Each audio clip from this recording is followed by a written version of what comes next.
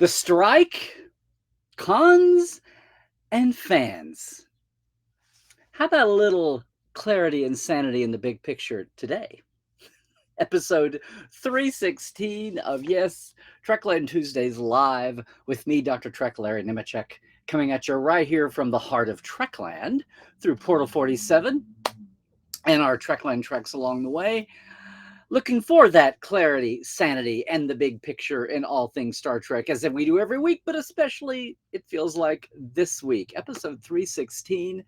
Hey, everybody, how is your late July heat wave Tuesday going?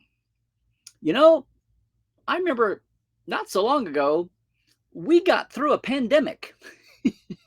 And I thought that was something, but it's amazing what's been going on the last few days, especially among so many well-meaning people.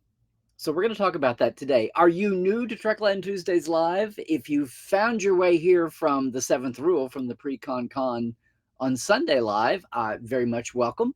If you stumbled into me somewhere along the way, maybe you found us talking about, the strike and the ripples and some of the clarity that was confusing coming out from the SAG offices, the Screen Actors Guild here, as we're on the strike. That's what we're going to be about today. That's my theme for today. And if you are new, and if that's how you found me, that is awesome. There are so many Star Trek places all over the web, and many of them are doing great things, podcasts and live streams. I've always promised, since I founded Portal 47, my business for deep diving Star Trek, it's mainly about the canon folks that never get the attention that the actors do. Although you're finding out right now that there's plenty of actors you have no idea how much you have no idea about. And if the convention rules hold up, you're going to find out a lot more of that. But big picture, I've been all about the backstage, and that includes the business side of Trek, because that affects ultimately what we do see on the screen. Hey, why did Gates McFadden go away? Hey, why is that kid looking like he's wearing a Beatles wig? I mean, lots of things happen. And that's part of the Star Trek world as much as anything. And the savvier we've gotten about media the last 10, 20 years, especially with this thing happening, the more we are up on that and the more we're able to be. And yet when we get to times like these with strikes, labor strikes from Hollywood, that shows up just how much we might not understand. And you know what? Well, I'm setting up the topic here. It struck me a lot of, let's save that. Let's save that. I just want to say, yes, it is summer. People are looking for something different. We're going to talk about the convention side of things. Number one, I just had a great conversation. I felt badly because my good friend Kayla Iacovino, who I've known way before she was Trek Movie, when she was just getting through graduate school for volcanology, not volcanology, was supposed to be my partner to talk about Landing Party during the Seventh Rule on Sunday, the live monolith all day long. And she was feeling under the weather. And so Lori Ulster, also of Trek Movie, who I know, but we'd never talked. So we had an hour to talk about Landing Party and some of the fun of STLV, Star Trek Vegas. And of course, we could not help talk about, probably half of the hour was at least talking about some of the late breaking and the latest ripples about SAG and the strike. And most of all, the wrinkle, it's not in the first 99 pages of the negotiating contract, but when you get down to it, the interface between actors, especially Trek and genre actors, and their fans. And I know that is not top of mind. We'll talk about this too. It's not top of mind when the SAG leadership is sitting down to negotiate, much less what they're going to message during their strike through that whole thing. But it's what has affected all of us, and it's affecting lots of people's pocketbooks. It's affecting people's businesses up and down the line. So yeah, it's a worthy topic, and I think we have more than shined the light on this niche in the whole greater strike and negotiations picture. And the writers are still saying, hey, remember us? You want to talk about this? No. So let me just try to catch up if it's possible. Let's retrace this. At the beginning of the writer's strike, and if you've got questions, go ahead and line up questions sooner than later, because I am going to see. Because there's one thing that's happened the last few days. It's like, oh, okay. And nothing bad. That's what the overwhelming majority of the conversation I've seen around this is positive, but cluelessness or confused or frustration. And yes, I know there's been some anger and there's been some trolling out there. And I want people to point me to it because I've seen people talk about it, but I've not seen any examples right off aside from the typical trolls that are still jumping on my Mary Chiefo 10-second TikTok reels and saying, "Go home, you writers and actors, you're stupid." Um, but aside from them, I've been spared this. I don't know, maybe my communities are just, you guys are awesome and you're savvy and smart already. But I've seen people, taking out their anger on the wrong. Let's be clear here. This is a labor action. It's a labor union. When employees of anything decide they have more rights and bargaining power together as a union than as a one-off individual, and it's something that is not so individualized that it makes sense. There are national here in the US, and I'm sure across the EU countries and other countries, there are rules about forming a collective bargaining unit and having a collective bargaining agent, agreement, and all the laws that apply to that. And how, in the old days, they'd say capital and labor, but the corporates, they have the money, they have the messaging, they've got the stacked deck. And so supposedly the laws supposed to help workers not be the little guy who gets, stomped on, the ant that's stomped by the elephant. A million ants might just bring down an elephant, or at least get the elephant to pay attention, because there's not really any, maybe once or twice you see some radicalism, but most of the time it's people just wanting to live their lives. And that's what any strike is about. And a strike only happens, of course, when there is either a contract in place that expires without being extended and there's no hope of creating a new contract, or maybe there isn't a contract in place and there needs to be one. Either way, it's when enough people of a like-minded work category can band together and speak as a group, safety in numbers. And, that's the history, and of course, money, the folks making the profit, many times human goodness and kindness does not often flow that direction. So sometimes people have to be kind of beat about the bush here, have to beat about the shoulders maybe, and made to follow the rules and regulations, just like anything else that maybe we don't want to, or maybe we're ignorant about, but we have laws so that everybody supposedly goes the same direction and is supposedly is all held to the same account. So that's all a union is. And if you need any more background, you know what episode to watch. Just go watch DS9's Bar Association, right? Lots of heroes in that episode, but of course, Aloysius O'Brien, he wasn't just a hero, he was a union man. So yes, we had the beginning of the writer's strike. More than usual. Last strike was in 07-08. There tends to be not disagreement when something new enters the picture. In 1930, 33, it was not being organized at all. And that's when you go back to the beginning of the Screenwriters Guild, now known as the Writers Guild of America, West and East. And I was reading doing a little reading there. It was, that was in the 50s. Came out of the 30s groups in the 50s. The Screen Actors Guild started in the early 30s.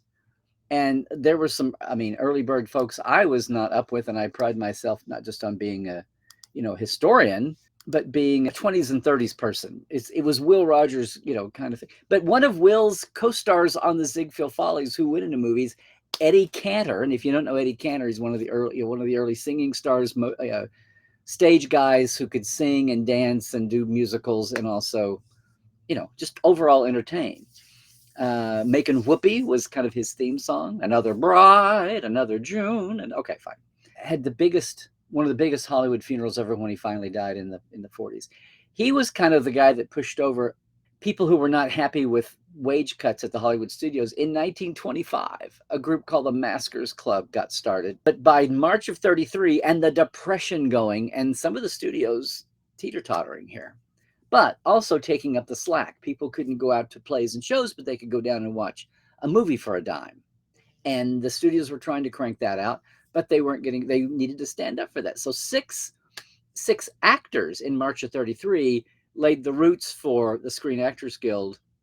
Then within a few days, they had 18 in total.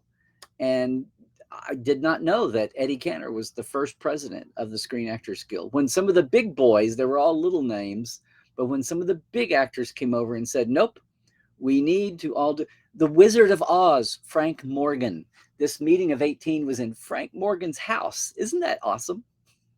Yes, yes, yes.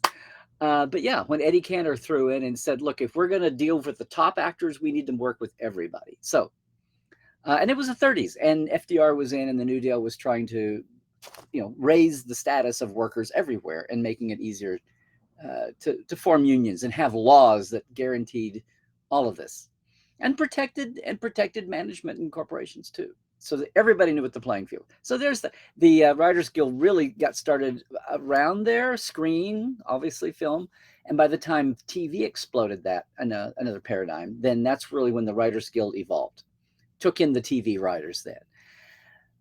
What happens next, 1960, you have the big double strike, and it's over reruns. Thank you, Lucy and Desi.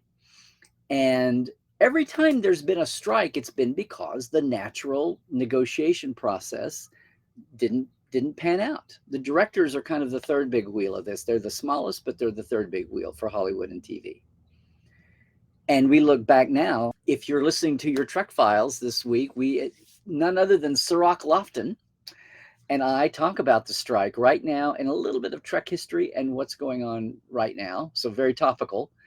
And we kind of dive into the 88 strike mainly. There's a great picture of Leonard Nimoy walking with the striking writers. But that was over the new paradigm, whatever it is. Is it reruns? Is it syndication and cable? There's a lot more reruns out there. Is it these video cassette tapes and these DVDs later?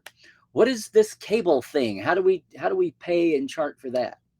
Because unless the people, the actors or the writers or anybody stands up and says, excuse me, you're finding more ways to make money on this. That's cool on my work, but I need to still be getting paid for that. I'm still here.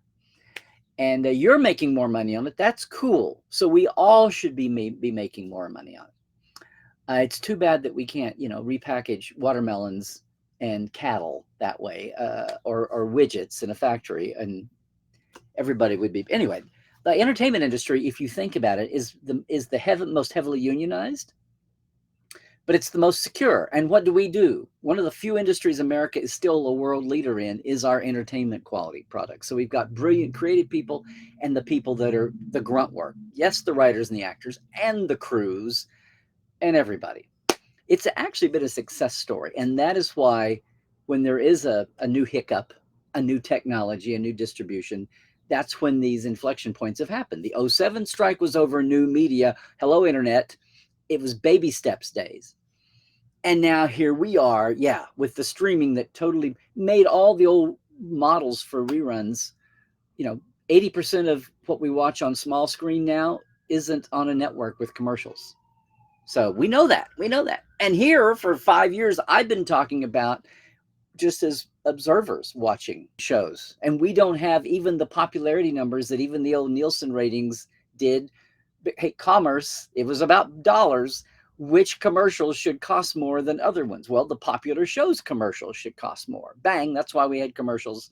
That's why we had ratings led by the Nielsens in the first place. Gene used to say, in the 60s, when he created Star Trek, TV is not here to entertain you. TV is here to sell toothpaste and car batteries, and underwear and mouthwash. That's what TV is for. We're just going to sell you mouthwash and toilet paper with these things to keep you occupied. And maybe some of them will be a little bit better made than other ones, as opposed to the big screen. And that's why movies could be a little snobby all those years, except that's changing. So yay.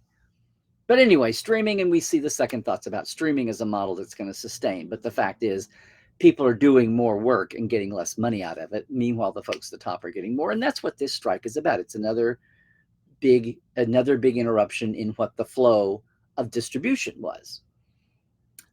Cool. The writers go on strike. It's not really affecting anyone yet.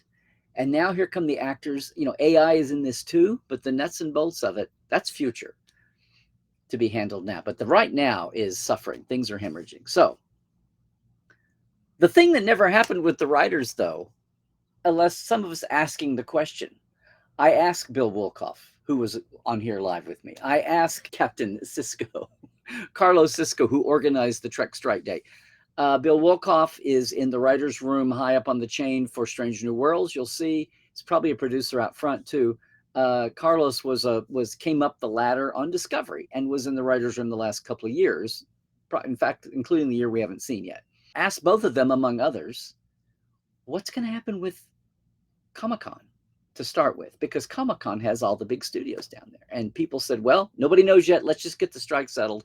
Not going to happen.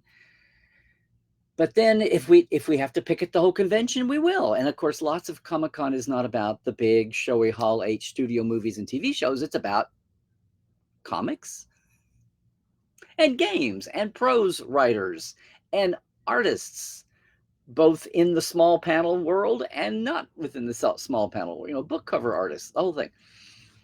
And I hated to see that happen. And I didn't know if we'd have a rebellion in fandom, much less a rebellion in San Diego. And, San Diego stands to lose a ton of economic impact, much less all the people in genre breathless world talking about it. And the studios that work all year long on what their presentations are going to be, who they're going to spotlight. And as it got closer to closer, you saw stories about all the big studios not bothering to go down. It evolved to the point where basically, as I was hoping, if there was picketing going on, they would picket the Hall H. Now, many of the studios, including Netflix, have pulled out of having the big showy productions at all. Interestingly, Paramount Plus still has their 45-minute planned. Now, that was problematic with the writers not there, and you would lose some of those, but you still had the star power of now actors are on strike. So what are we doing? Well, if we have produced non-union affected people who can go talk, okay, the producers, are they going to bring in some of the creatives who don't feel compelled to observe the picket line? That gets sticky. Even having some of the creatives and some of the folks we love, that would make them feel a little icky. And I've had more than one tell me that they would not cross a picket line if there was one. So there may still be a picket. It may be down at Hall H, and the other venues might be totally wide open, and there may be no picketing. I don't know yet. They'll probably announce it here very soon. Comic-Con starts this week. And STLV Trek Vegas is in 2 weeks. But as far as right now is going, most of the studios aren't there. I have not seen, and maybe there's been a story out. There have been stories out of San Diego about who's not coming and what might be the economic impact. And also people like Mark Evanier, longtime writer, comics, media person, going, stop hand-wringing just because there's a strike in Hollywood. Does not mean Comic-Con will shut down, because Comic-Con is more than movies and TV, and it always has been. And yay, it's why I never went for years.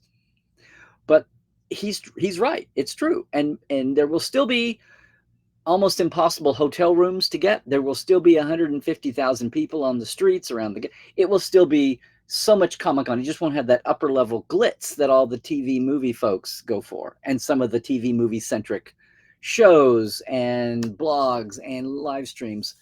What the media press is after won't be so glitzy and glam. And we will see what Star Trek is doing. Paramount Plus is there with some stand-ups and installations, and not just Star Trek. They've got one where the lead design element is 1923. It's the cabin. Star Trek is one of 8 or 10 Paramount Plus shows. They just won't be stars led. Okay, well, that's Comic-Con. Kind of thought. The back of many of our minds, not near as big to the outside world, but bigger to us here in this stream, if you're watching this today, is what about Trek Vegas? Now, it gets to be Star Trek, it gets to be San Diego Comic-Con time. It gets to be STLV time. And in the middle of everything else, as a reminder, if you are in Southern California and you want to do your locations trip and you've got days to spare, get a hold of me. We'll do a Trekland Treks. We'll go to 4 places in one day. Your favorite location sites that you pick up, you custom design it, and I will transport you, host you, tell you more information that will, not just information for a pop quiz, but really make things come alive for you. And I will wrangle your props, your cosplay. I'll help you with your camera, whatever we need to do. And we will plan it all out in advance. All righty? Doesn't have to be in and around the cons. It's all year long. Summer's half over. Are you coming this way at all? I'd love to see you. I'd love to take you on a Trekland Treks, your own personal away mission in and around these cons. But I know most of you And I know a lot of people aren't going to either one, but you may be wondering, what about the Comic-Con near you? You may be wondering, what about it? What about New York Comic-Con in October if the strike is going? East Coasters, there you go. Well, that's what's been fascinating. The entry of the actors immediately made this more visceral, emotional than just those writer guys and gals. I wish it was emotional about the writers, and it was. It still is, and people have been supporting the writers really well. But now, I love the memes where you've got the couple of people, whoever it is, and the plainer one. There's even one with Kira and Dax on the promenade, and they label Kira as the writers, and Jadzia is being all Kira's being all focused and down like this, and Jadzia is up, and they just labeled them the WGA and the SAG-AFTRA. By the way, do you know SAG is Screen Actors Guild hyphenated after the merger. AFTRA is the American Federation of Radio and TV, not performers, artists. The American Federation of TV and Radio Artists. So coming out of the radio days and the TV days and being more New York based versus, right, the movies in LA. And then the TV actors kind of dispersed both ways. But anyway, they were kind of competing with their strengths each way, and then they merged about 10 years ago. So that's where SAG-AFTRA comes from and is. And that's less of a headache. There's different departments in SAG now, and there's the department. You'll hear the news folks on your network news say, by the way, I am a member of SAG-AFTRA, but I'm in the news division and we have a separate contract. Just so you know. Look how much we're all learning here about entertainment labor law. Again, you got to deep dive with us. I'm glad that everybody's jumping on the bandwagon to do all this explaining, and I've certainly learned a lot here lately. But nothing compared to what's come out with Trek Vegas 2 weekends ago. And this is from knowing a lot of the actors. This is also from knowing, a couple of the actors' agents. If not their full-blown agents, they're convention appearance agents, right? And realizing that we have a mix of folks here. And let me just run through this chronologically. Realizing when the actors struck, several of the actors were wondering, what about conventions? Because to be honest, when was the last actor strike? The last actor strike was 1980. The last time, the only other time they'd been out with the writers was 1960, but forget that. The last strike of any kind was 1980. No social media. What do you really? The first Star Trek convention had been in 1972. 1980, the first motion picture had been out. Star Wars had been out for 3 years. Actors going to a convention was a tiny, minuscule sliver on the radar scope for the issues that they had to deal with. Yes, there were the old signing shows where a lot of the retired actors would, get their extra money on top of their little pension and their Social Security from signing at signing shows. But to the mainstream acting world, you did not go to a signing show unless you had to. That was the sign that you had retired. And you just showed up and signed your photos and talked about the old days, which is a wonderful thing to do. But from the mindset of a working actor, that's when you've hung it up and you're out of the flow. It's also when you don't think anything that the younger pups are doing, fighting over contract terms, none of that's going to apply to you because you're locked in at the time you worked. You are locked in as the original cast was in the 70s.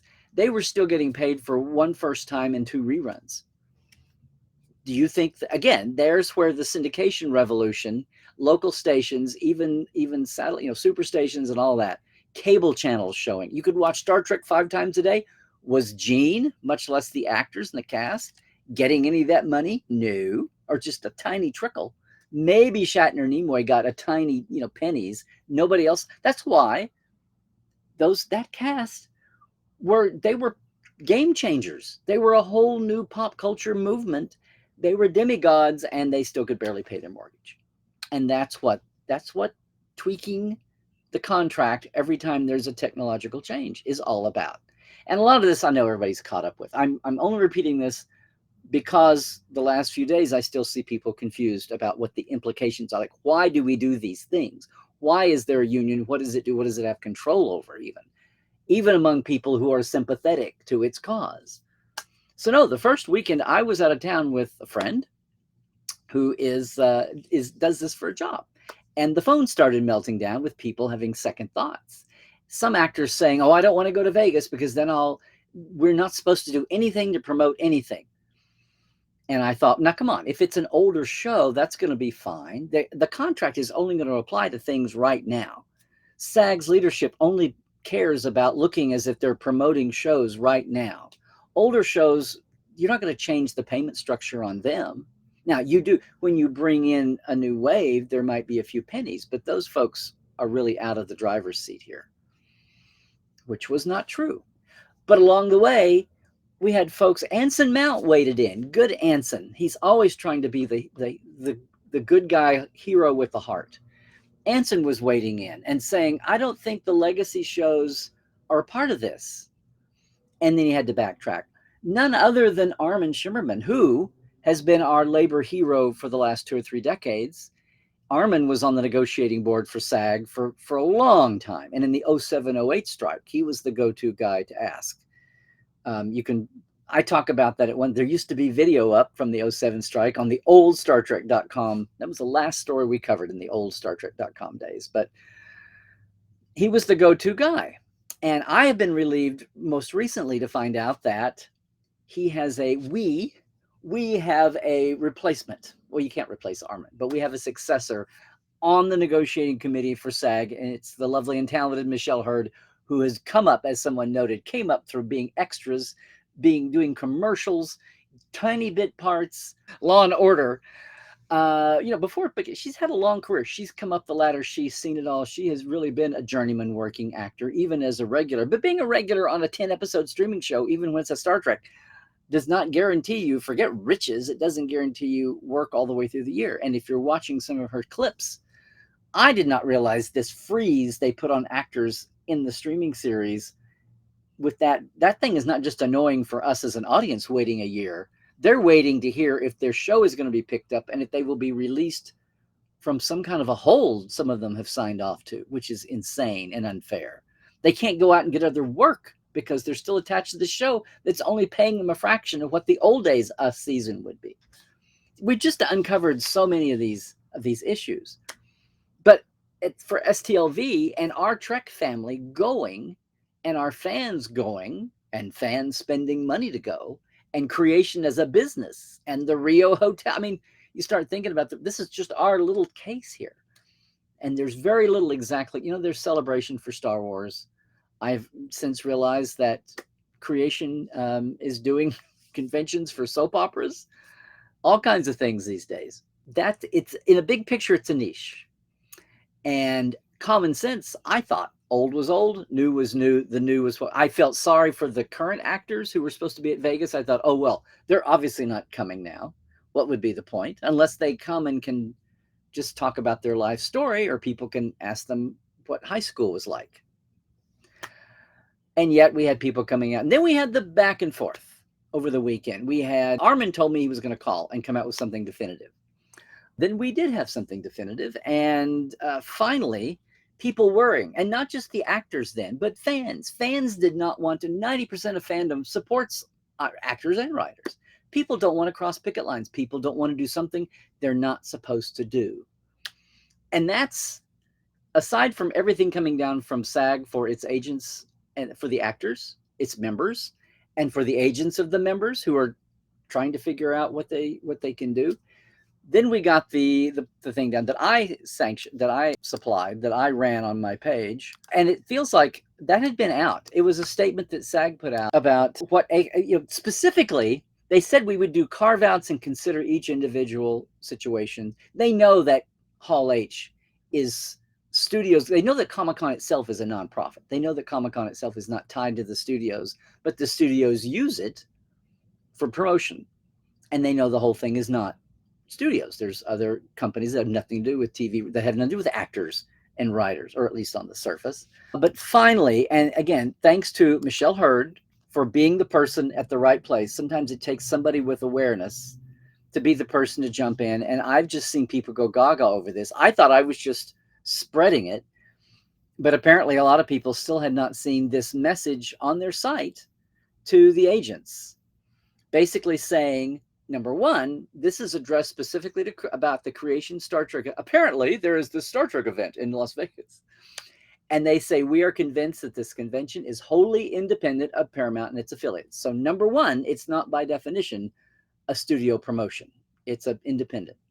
And then after that, basically, any actor can go fulfill your contract. You can sign autographs. There's more rules and regs and FHQs to come, and for the agents, but basically, you can bring your headshots. You can bring anything where you're not in a struck work. I love these phrases now. And this is on my Trekland Facebook page. I should get it over on Instagram too, but I've also tweeted this. The more things are getting fleshed out, but basically, you cannot be in costume from a show. If you've got your own headshots, and some of them may have headshots from 4 decades, you can do that. Or if fans bring you any photo, in character or not, you can sign that.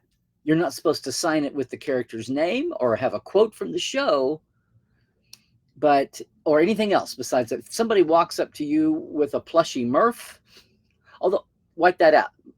Prodigy and the animated shows Lower Decks are not privy to any of this.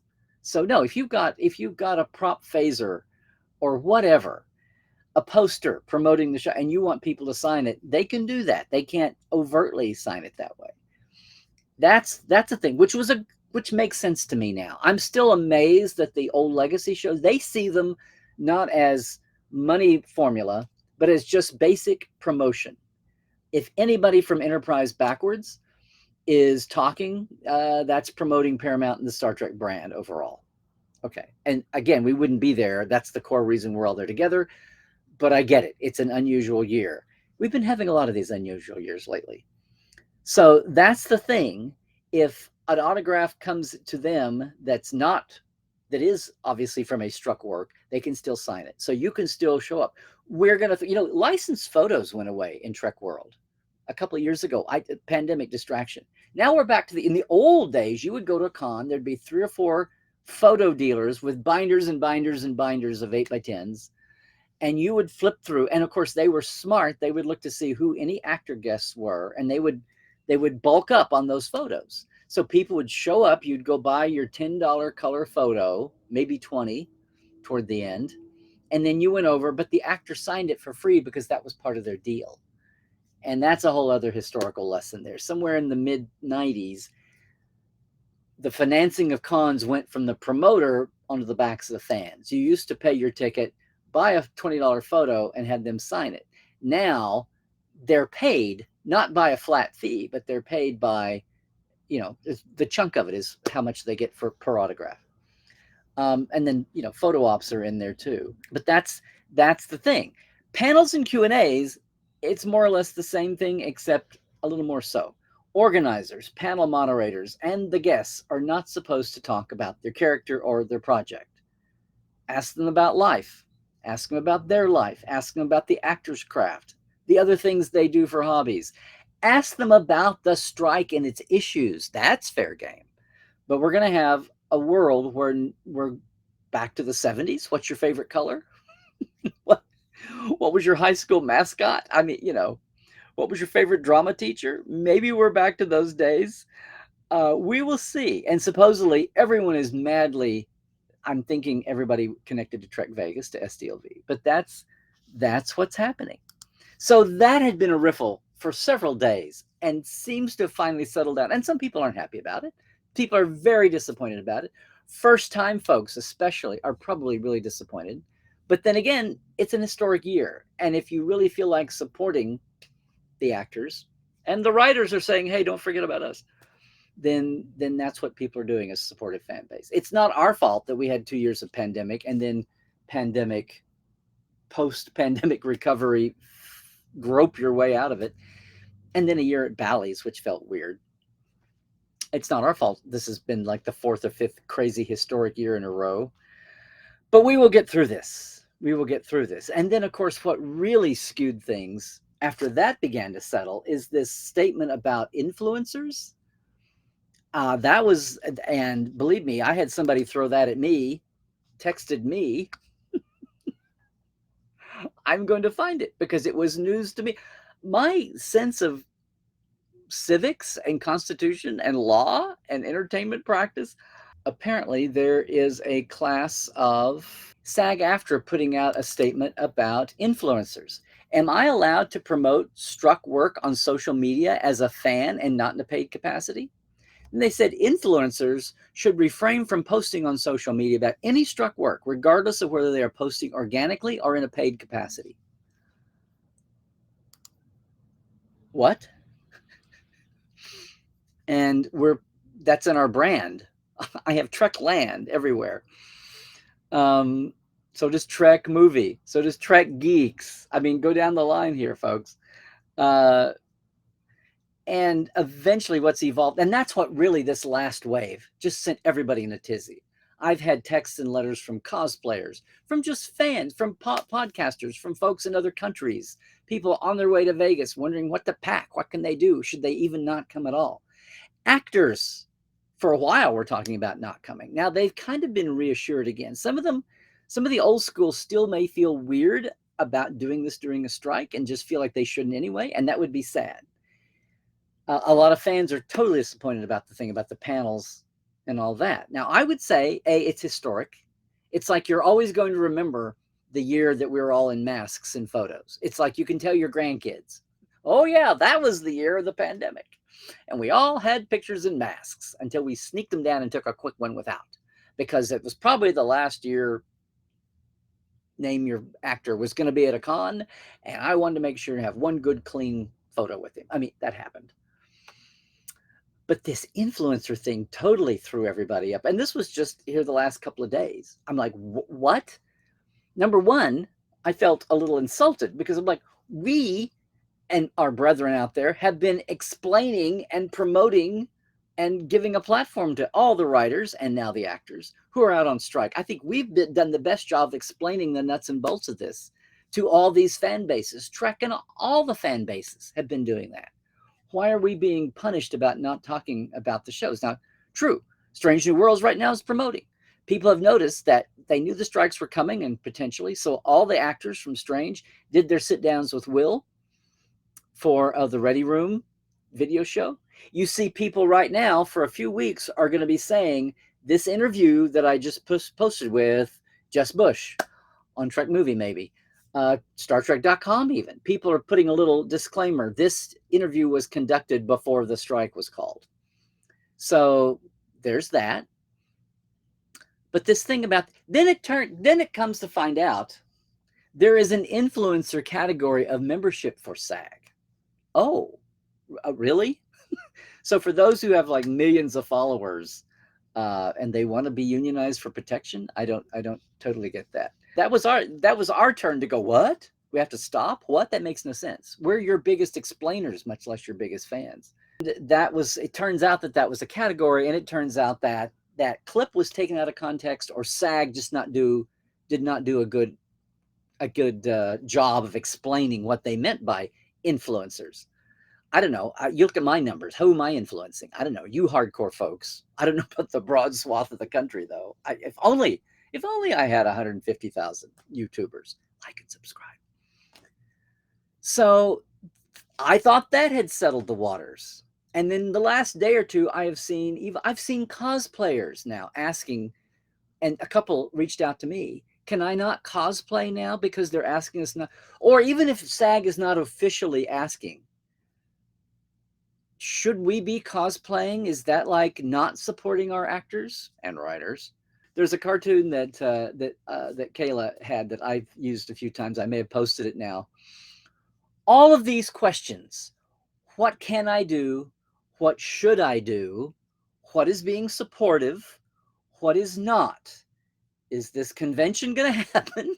Should I go? Is it going to be boring? Am I going to be bitterly disappointed because we can't talk about their character and how they keep getting their rank braid wrong? Can we do that at all? The answer is, and it's on my page, I'm not going to use it here, but Kayla had a great little hand-drawn scrawl. It was a flow chart, right? A question and answer flow chart. And the top said, are you or anyone in your project slash event a member of SAG? And if the answer is yes, then don't do it or generalize it. If the answer is no, do whatever the hell you want to do. The union can't tell you what to do. This is the bottom line to everything that's been going on. If you're a union member, you're there for a reason, unless you suddenly want to spit on everything and leave, in which case you would suffer the consequences later on. I mean, no one's going to come knock on your door at midnight, but I mean, you won't have the benefits. You can be kicked out, you can be ostracized, you can all that. But if you're a fan, the union, the SAG union, like any union, has no leverage over you, over a non-member. Now, they might ask their adoring fan bases, they might ask the general public, would you please do this? Would you please not do this? Would you bury the AMPTP members? Here are the addresses of the producers on the negotiating committee. Would you bury them in, oh, I don't know, nuts? Like, what was that, Eureka a few years ago? Would you do these things?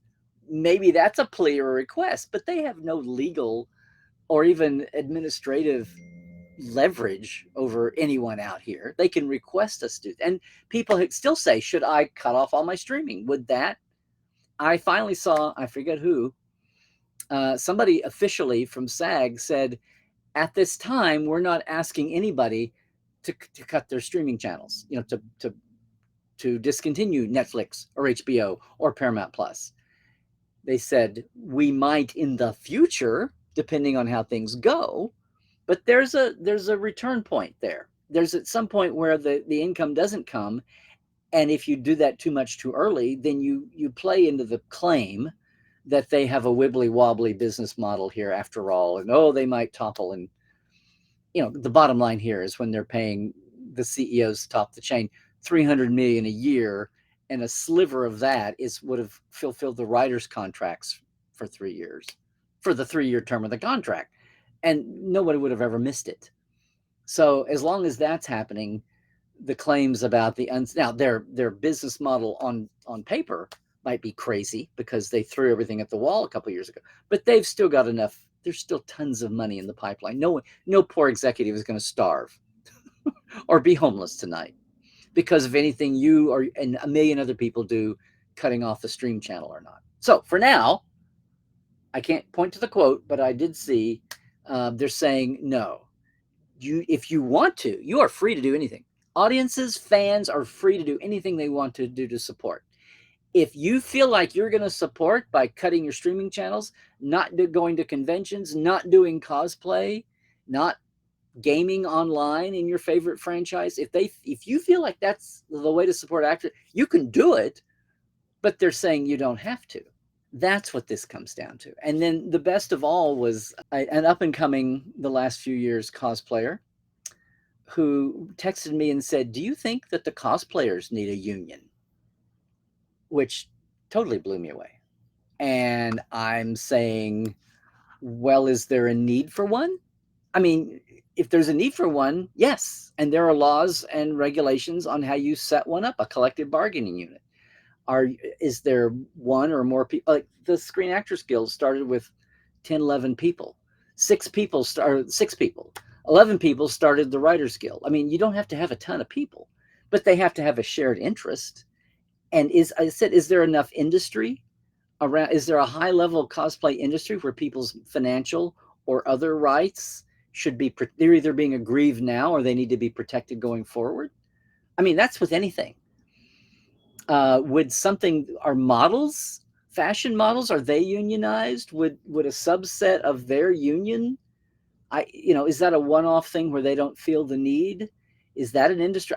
Somebody in fashion world should let me know. I didn't have time to get into this, but anybody can unionize if there's enough people that feel like they need to be protected, their financial interest, their stake, or they're being taken advantage of by one or more employers.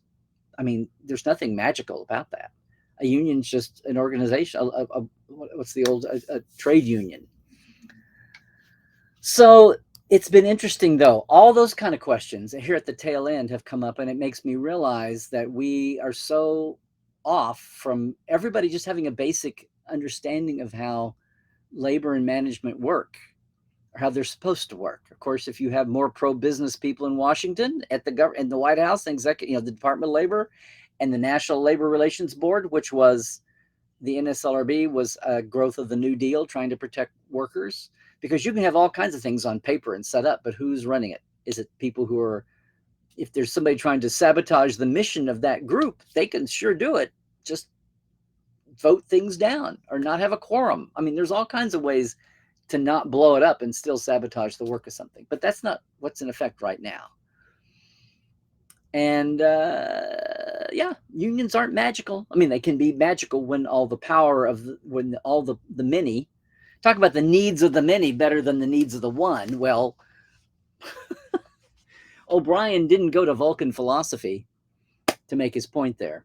He and Aloysius, his ancestor. Anyway, I cannot believe after 2 years of a pandemic that we're in such a disruptive, I don't mean that in a negative way. I mean something where the norm was here and now we've had this. And the last few years, it dawned on me recently, because Hollywood is maybe the most labor, and not just the actors and the writers, the IATSE, the grips, the electricians, all the art directors, they're unionized. And then the Teamsters that drive, you see that unity mentioned a lot of times. And that's why you see sidebar unions, municipal workers, the electrical workers who have some entertainment locals.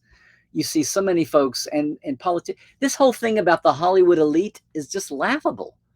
And the more you hear the stories and realize, we always used to say, oh, this is, Screen Actors Guild, it's only 1% of the top paid stars that you think of. 98% of them are unemployed. 60% of the union's unemployed at any one time because they're between jobs. And again, Michelle Hurd has been a beacon, and maybe it's just because Michelle turns up in my Star Trek feeds, but she's been a beacon, as well as I hope all of SAG are doing, about explaining these things to the broad public. Because I'll tell you one thing, at least since 07-08's Writers Guild strike, the unions, the laborers had been so much savvier, about getting their message out to the public. And I would say that usually that's because they're right. And the producers have been the clumsiest about it. And you know what? 15 years hasn't helped that. That's still the case. They're still great about getting their point out there. And if anything is a danger, the entire country here in the United States should look at this, because this is what's happened. The gap between lower, the top boss to the entry world, that ratio used to be 30-1. I've heard Michelle go back to this too. It's now, it's not 30-1 now, it's 500-1. Whatever. It's way out of kilter. And that's why they're doing just fine and the lower folks are not. It's not keeping up. So people, you might talk about elitist, actors and hoity-toity writers and all of that, or the other way around. But it's not. People cannot make the factoids about the SAG union rules are, they have a health fund. They had their own insurance. And in the years since Obamacare and the Affordable Care Act, it's been a relief. But in the old days, their work insurance was you had to earn currently $26,000. And if you had 3 $8,000 guest gigs and that was your year, you fell short. I mean, that's the way that. So now you see why the bookkeeping of this. Now you see why IMDb is not that magical. All that accounting for every little job and every little title that you use IMDb for as trivia fodder, that all comes out of all the easily accessible stuff that's been doing that. And not just for the writers and actors. I mean, residuals, yeah, but the crews, the ISA crews, talk to any Star Trek art folks over the years. The 12 years of no Star Trek and people who wanted to keep working in that field was rough on a lot of folks. Oh, good. I mean, half the time the cry from actors, writers, anybody in Hollywood is, oh my God, I made my health pension. I made my health max. I got to my health line. So yes, I'm always preaching to follow the creatives. And here's a time when you should. Michelle Hurd is a worthy successor to Armin. I'm so glad she's there. It's not that she's, an angel of light and a hero, although she is. What I thought part of this also, especially around the convention attending and especially around the influence, I had the feeling that the leadership of Screen Actors Guild, when you say conventions, when you say they're thinking of the Hall H model. And I don't think they're thinking about the one-off actors who get themselves to Vegas on their own dime and hopefully are going to make it back. The little ones who sign at, I say little ones, especially our aging actors. Nothing in this contract is really going to bring them anything new. Nothing they're representing when they go on their own, whether it's the Hollywood signing show or it's Trek Vegas, is going to bring them any. It's there on their own dime. They're not, the studio is not getting a thing out of them being there, which is what I thought the common sense was. I was proven wrong, but I think part of this is good intentioned people talking about all that long list of Comic-Cons and signing shows and premieres, red carpets. They had a list of 20 events that you think, oh, okay, it's my. I think they're all thinking the Hall H level, and I think they're all thinking when it's studio provided, when the studio scoops up all a Trek cast and plops them down at New York Comic-Con or San Diego Comic-Con, or even Trek Vegas, that it's on the studio's dime and they're all there on the studio's script, basically. And occasionally they might go a little off script if they have the clout, but that's a thing. And I don't think they were particularly, because it's a sliver, gang. It's most people are out there, they're working actors, but and they're older members. I felt really badly because I don't think they were intentionally, trying to wipe them out of income. I think it was just not a big bell on it is now.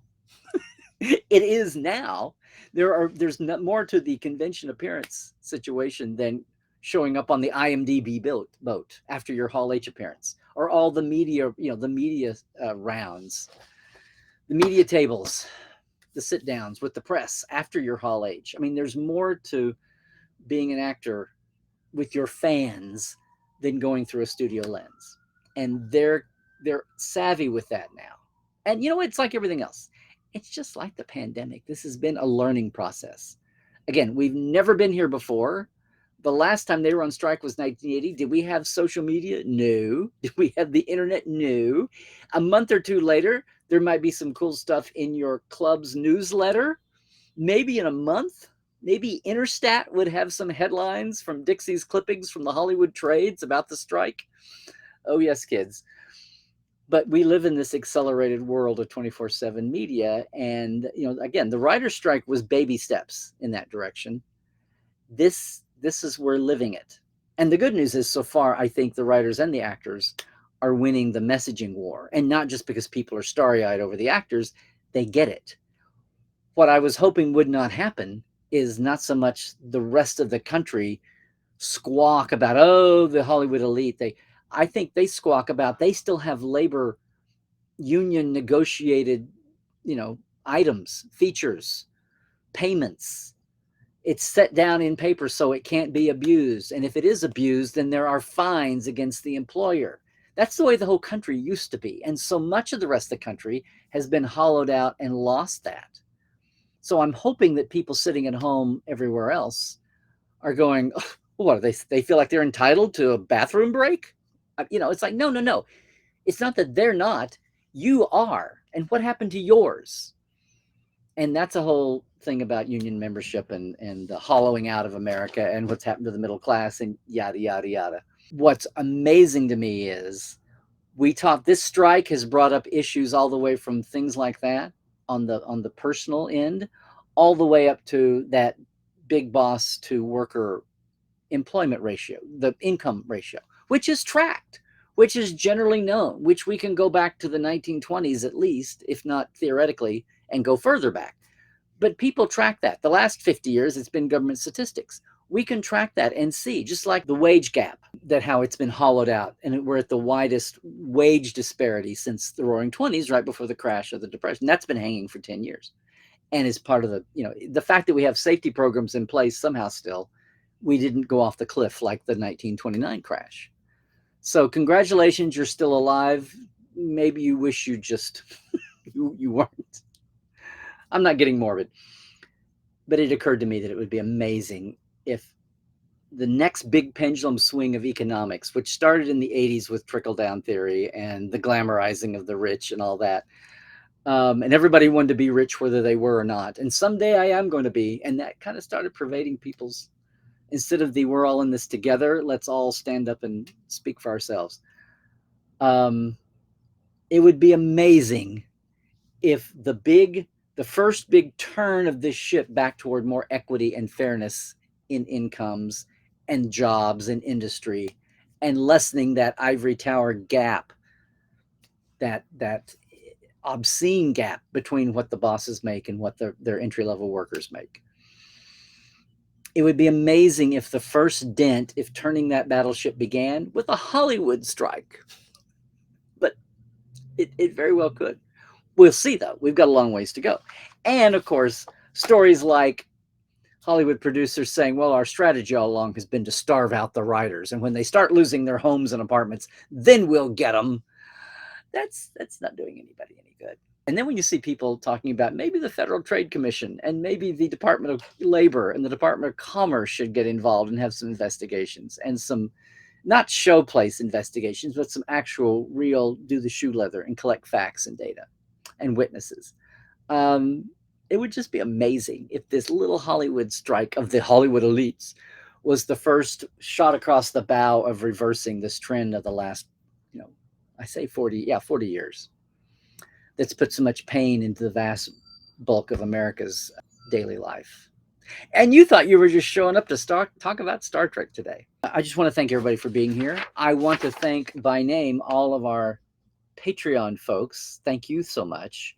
We're just about, we're midway through the month. So our TTL Club, thank you so much, Diana Hopkins, Robin Wilson, Lawrence Todd, Anne-Marie Siegel, Justin Porteous, Galinda Bruton, Chris Jiggins, Pranakasha Productions, Comedy Forecast, and Andrew Jazimski, thank you. And then our live wires, Robert McLean, Byron Bailey, J.R. Poole, Helbert Gunn Johnson, Alan Hoensi, Dave Gregory, Tobias Rex, Donna Runyon, and Casey Shafsky. I was just talking to Casey the other day. Hopefully seeing him at Vegas too. Hopefully seeing so many of these folks at Vegas. And you know what? If we're not, again, we've got the magic of virtual here to connect every week, no matter what's going on. Thank you. And if you're wondering what's going on here, I have a simple Patreon, $5, $10 a month. It just helps me do a little more here. We're gradually creeping up our quality. Scott and Kyle do a great job with the re-edits of this.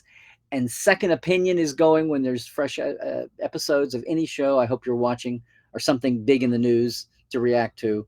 Second Opinion Saturdays, that's the hashtag. And Trekland Tuesdays live. And I have more Cadet Alice's to put up. Oh, we didn't even talk about Prodigy. Oh, can I say, if you're already done looking at patreon.com/Trekland Live, I'll say that in a minute. Just not to forget that our Prodigy crusade is still going. Hashtag Save Star Trek Prodigy. Thinking it's going to land somewhere. But thinking that the Hagemans and Aaron Walke are all going to be in Vegas, for instance. Thinking that, is Mike McMahon going to be in Vegas? Here's the thing. Lower Decks and Prodigy, wherever it winds up going, they're not under any of these strike restrictions. They should be. The writers should be part of SAG, but they're in a sub. I'm not knocking their quality. The quality of animation writing today, they just got nominated for another couple of awards from the TV critics. They should all be in SAG together, but because they're not, and they're in the animation group, they had a contract negotiation last year, made some gains, but they're not part of any of the strike action right now. They don't work for Struck Works, is the term now. So you can go to Vegas. You can see them at San Diego, maybe. Wherever you can, talk online. They will talk about what's going on. Of course, everyone with Prodigy is talking about finding it a new home. Everyone on Prodigy is going, how stupid it was not to be on the Paramount Plus site right now, since they may, and the memes going around about, did they not realize they're going to have huge gaps between the strike and removing Prodigy? You might have needed that. You could have used those other 20 weeks of half-hour episodes. Just saying. But yeah, animation is not part of this. They're in sympathy. Oh, by golly, yes, they are. And a lot of the people writing, some of the SAG voice actors, that is a whole sidebar. What about the SAG people with voice actor contracts? Are they signatories to the producers, to the AMPTP, American Motion Picture and Television Producers? Are they signatories in their negotiating group or not? Are they independent? And that's another thing. Remember, this is only the producers who have the big studios. If it's an independent production, I think Somebody check me on this. The most basic definition is writers and actors can work in independent productions, and there's guidelines. There are you can look at the SAG site and find all the not exclusions, the exceptions for work they can do right now. And voice acting is one of them, unless they're ultimately working for a signatory to one of the one of the big producing houses. See how much fun this is? And it's the same thing, and we talk about the actors, especially now. We used to talk about the writers, but the directors settled, and now they're being ridiculed because they settled for little, because they never thought that. I saw a great analysis of this, and I tweeted it and shared the thread. Supposedly, the outsiders are saying that the DGA never thought that the producers would let the actors strike. And the directors are totally caught flat-footed, because no matter what their contract says, they're not working now either. So, and that they settled for fewer gains than they should have if they had all stuck together. And then meanwhile, we're global. Hello, global folks. You're talking about all the different countries where they've had solidarity issues with the directors and actors and writers and crews, even in other countries, Canada, UK.